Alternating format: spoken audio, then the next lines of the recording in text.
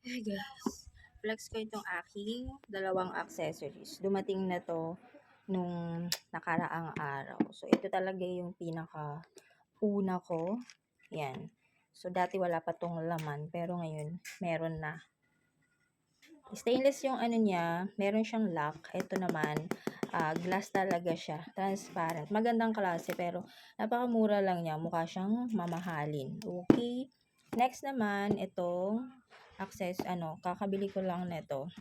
Kakadating. Dito yung mga kwintas, hikaw, and dito mga singsing. Pero, ito yung mga gold ko. Ayan o. Dapat kasi magbebenta ko ng gold, kaya lang, wag na lang daw.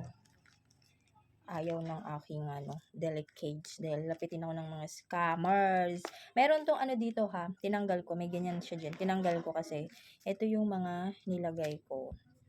So, kung meron kayong mga gold dyan or mga kahit hindi gold accessories, lagay nyo sa lagayan. Bilhin nyo na. Ganitong klase.